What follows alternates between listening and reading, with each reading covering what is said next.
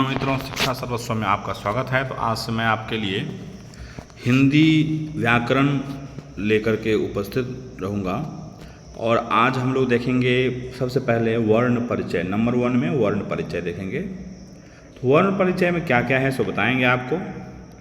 आज से कंटिन्यू आपका क्लास रहेगा। शाम में 7:30 से भी है, 7 बजे से भी है, 7 से 8 क्लास है मेरा। उसके बाद अभी हम वर्ण परिचय आपको कर रहे हैं। तो वर्ण परिचय में कह रहा है कि वर्ण किसे कहते हैं। आप नोट्स भी बना सकते हैं। नंबर 1 लिख करके सबसे पहले लिखिए वर्ण परिचय। उसके बाद लिखिए आप हेडलाइन में वर्ण किसे कहते हैं। अब चलिए यहाँ क्या कह रहा है, वर्ण किसे कहते हैं। अब इसके बाद कह रहा है कि वर्ण उस मूल ध्वनि को कहते हैं जिसे खंड या टुकड़े नहीं किए जा सकते हैं। अब देखिए यहाँ पर मैं कह रहा है कि वर्ण उस मूल ध्वनि को कहते हैं जिसे खंड या टुकड़े नहीं किए जा सकते हैं। ठीक है। तो कहने का मतलब यह है कि जैसे आप अ देखें, ठीक, अ है यहाँ पर में।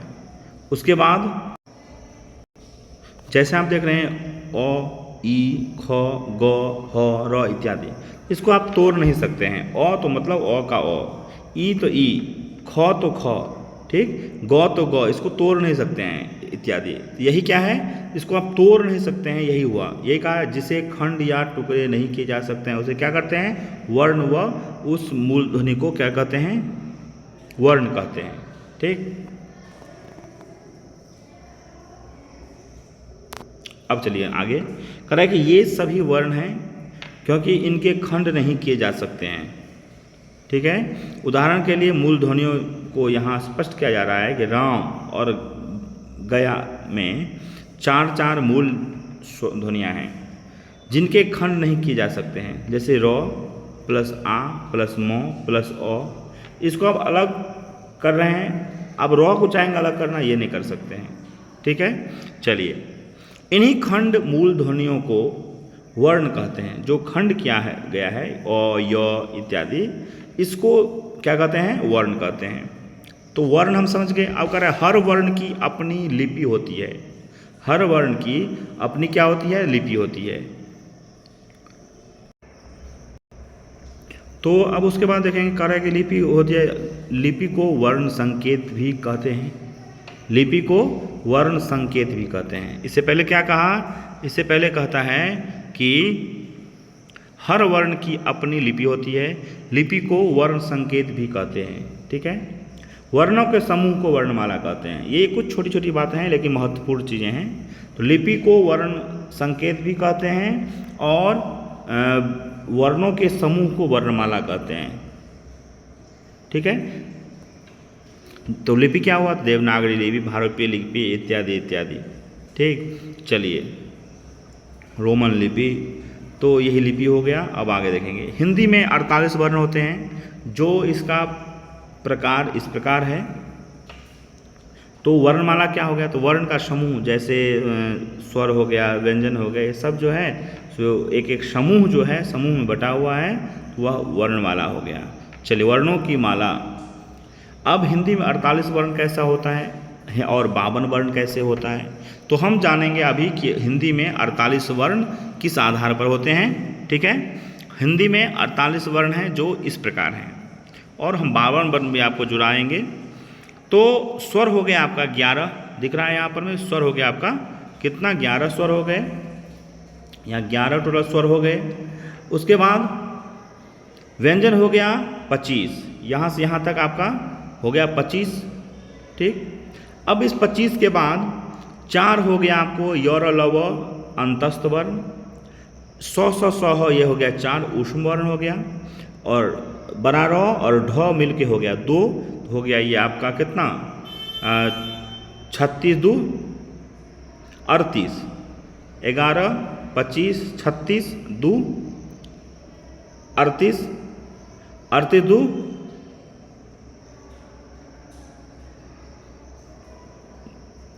जैसे यहाँ पर अनुस्वार हो गया, एक हो गया आपका विसर्ग, ये दोनों हो गया अयोगवाह। तो आप देख लीजिए 25 और 11 36 और 2 38, 38 2 40, 40 हो गया यहाँ पर में।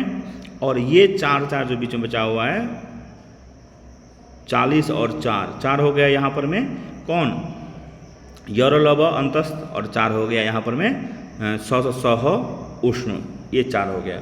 टोटल कितना हो गया 48 वर्ण हो गए यहाँ। ठीक, तो यहाँ पर में हम देख लिए कि 48 वर्ण कौन कौन से हुए, तो इसको देख लीजिए 48। और उसके बाद यदि हम 4 अक्षत्र ज्ञ कर देते हैं, यदि हम 4 कर देते हैं त्र ज्ञ और स्र, ये 4 हो गया आपका, तो हो गया कितना 48 प्लस 4 बराबर हो गया आपका 52 52। ये 52 आपका टोटल हो गया। 48 प्लस 4 हो गया अक्षत्र ज्ञ स्र, ये संयुक्त वर्ण हो गए, ये चारों जो है संयुक्त हो गया। अब इस संयुक्त कैसे होता है इसको बता दे रहे हैं थोड़ा सा, 1 मिनट। जैसे अक्ष हो गया, 1 मिनट, अक्ष हो गया और त्र हो गया, तो अक्ष में क हलंत, श हलंत और अ, तो ये मिला के क्या हो गया अक्ष। त्र में त हलंत,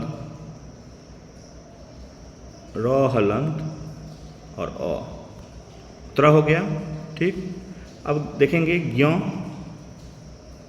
ज्ञ में क्या होता है, तो सॉरी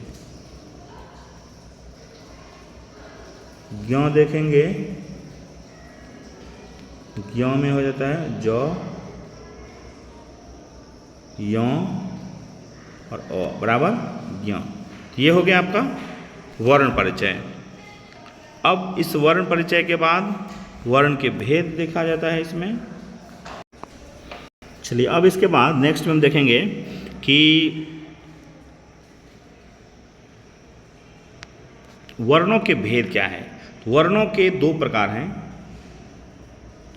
वर्णों के 2 प्रकार हैं, कौन कौन सा, स्वर वर्ण और व्यंजन वर्ण। एक हो गया कौन सा, स्वर वर्ण हो गया, दूसरा व्यंजन वर्ण हो गया।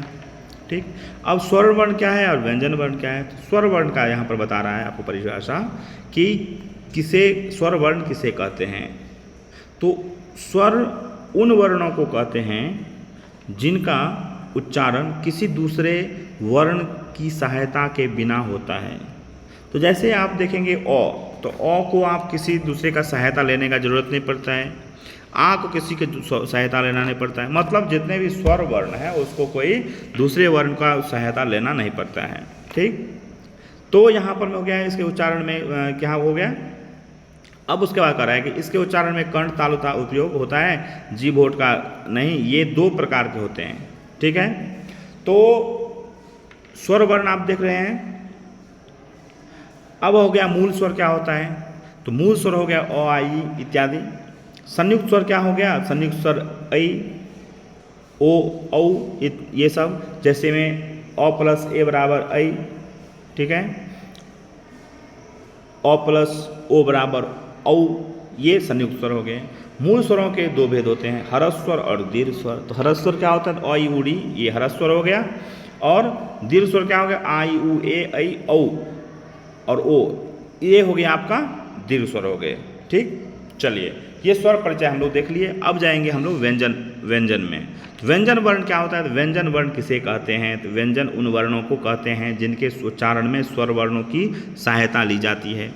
तो व्यंजन हम उन वर्णों को कहते हैं जिसे हम स्वर वर्ण, जिसमें हम उच्चारण करने के लिए स्वर वर्ण का सहायता लेते हैं। तो उसमें क, तो क में बिना स्वर का आप बोल ही नहीं सकते हैं, क को क हो जाएगा।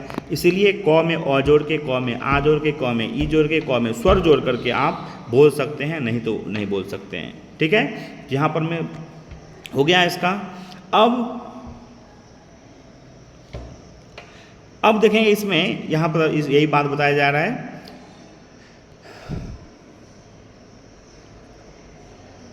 अब इसके कह रहा है कि यहाँ पर में इसके 3 भेद होते हैं, स्पर्श, अंतस्थ और उष्ण। ठीक है, व्यंजन वर्ण जो है, व्यंजन वर्ण का यहाँ 3 भेद बताया गया है। इसके 3 भेद होते हैं, स्पर्श व्यंजन, अंतस्थ व्यंजन और उष्ण व्यंजन। स्पर्श हो गया आपका क से लेकर के म तक का स्पर्श होता है। संस्कृत में कहता है कादियो मावसाना, स्पर्शा, क से म तक का जो भी वर्ण है वह सब स्पर्श वर्ण हो जाएंगे। उसके बाद अंतस्थ, यनोन्तस्था, यन य र ल व ये जो भी है सो हो गया अंतस्थ। और सल उष्मानाम, तो स और ह ये उष्म वर्ण हो गए। चलिए अब आगे देखेंगे हम। इसे ध्यान रखना है कि ये 3 प्रकार के होते हैं व्यंजन का, जो प्रकार है 3 प्रकार है, स्पर्श, अंतस्थ और उष्म। ठीक है, चलिए ये वृक्ष देख रहे हैं आप, व्यंजन गुच्छ। अब देखेंगे इसके बाद कह रहा है कि स्पर्श व्यंजन कवर, चवर, टबर, तबर, पवर्ग और इत्यादि। अंतस्थ व्यंजन 4 होते हैं, यर, लव।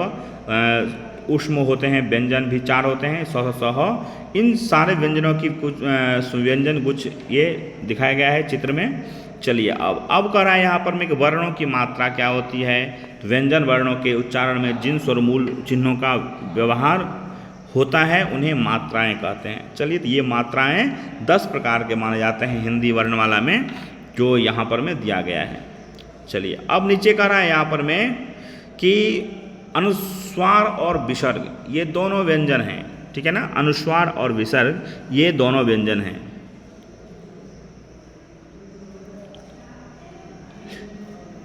ये हो गया। अब इसके बाद इसमें ज़्यादा कुछ नहीं है, आगे चलेंगे हम लोग। र और ढ ये दोनों हिंदी के 2 अतिरिक्त टवर्गीय व्यंजन हैं। ये शब्द के शुरू में नहीं आते हैं, इनका किसी व्यंजन से संयुक्त रूप भी नहीं होता है। ठीक, ये स्वतंत्र रहते हैं। अब संयुक्ताक्षर क्या होता है, ये सब नॉर्मल बात के ऊपर में। अब कह रहा है संयुक्त व्यंजन क्या होता है। संयुक्त व्यंजन संयुक्ताक्षर क्या होता है।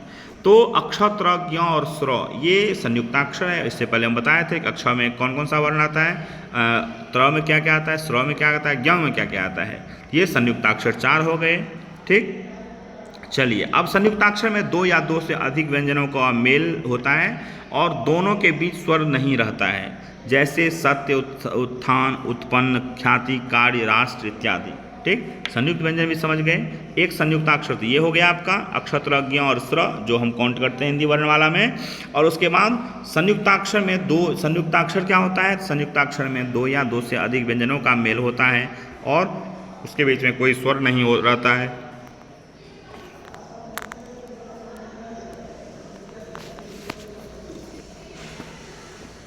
जैसे सत्य, उत्थान, उत्पन्न, ख्याति, कार्य, राष्ट्र इत्यादि। ठीक है, चलिए अब हम देखेंगे हिंदी ध्वनियों के उच्चारण स्थान क्या क्या है। तो आप देख सकते हैं दंत, तालव्य, तवर्ग, मूर्धा इत्यादि इत्यादि, ये सब चित्र दिखा रहा है आपको। अब नेक्स्ट में देखेंगे हम लोग, कंटिन्यू देखेंगे इसका क्या कौन सा कहाँ से है। तो यहाँ पर विवरण इस प्रकार दिया गया है, स्थान, वर्ण और नाम। कंठ से क्या क्या होता है, अ, आ, क, ख, ग, घ, ङ। तो कंठ से ये होता है, इसको क्या कहते हैं, कंठी कहते हैं। तालु से है, अब इसमें तालु है तो तालु वाले को क्या कहेंगे हम, तो ई, च, छ, ज, झ, य और श ये तालव्य वर्ण हो गए। मूर्धा का क्या हो गया, री टू रसाना मूर्धा, री टवर्ग और र और श मूर्धन मूर्धा हो गया। दंत क्या हो गया, तो थ, द, ध, न और ल और स। ये हो गया दंत का हो गया। ओष्ठ में क्या क्या आता है, उ, प, फ, ब, भ, म ये हो गया ओष्ठ वर्ण हो गया। कंठ तालु में क्या क्या आता है, ए और ए दे तो कंठ तालु बोलते हैं हम लोग, तो ए दे तो कंठ तालु हो गया। कंठोष्ठ क्या हुआ, ओ और ओ मिलाकर हो गया कंठोष्ठ हो गया। ठीक है, चलिए उसके बाद दंतोष्ठ क्या, वकारस्य दंतोष्ठम, वकार का उच्चारण क्या होता है, दंतोष्ठ होता है। नासिका, नासिका नाम, तो यमगणना नाम नासिका नाम, तो मतलब यम गण, यम मतलब जो भी 5वां वर्ण है 5 उसका नाम है नासिका। ठीक है, चलिए अब यहाँ हम लोग विशेष द्रष्टव्य कह रहे हैं, 9 अनुनासिक मूर्धन्य वर्ण हैं जो गांव की तरह शब्द के अंत में आता है। इसके कुछ अपवाद भी हैं, जैसे परिणाम, प्रमाणाम आदि। चलिए अब अनुतान शब्द में ज़्यादा कुछ नहीं, झंकृत होती है, ये सब कुछ नहीं है। चलिए तो यहाँ पर में हो गया टोटल हम लोग देख लिए हैं वर्ण जो भी था हम लोग का।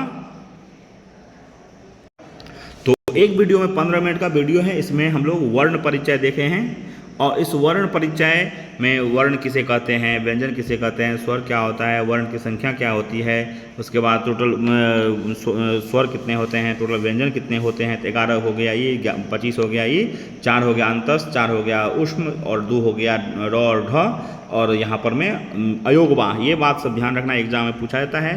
अनुस्वार और विसर्ग ये इसको कहते हैं, अयोगवाह कहते हैं। ये हो गया। उसके बाद ये सब सारे आपको समझा बताया गया। चलिए अब नेक्स्ट वीडियो में फिर हम चलेंगे शब्द विचार क्या होता है उसके ऊपर चलेंगे, बात ले चलेंगे आपको। तब तक के लिए धन्यवाद।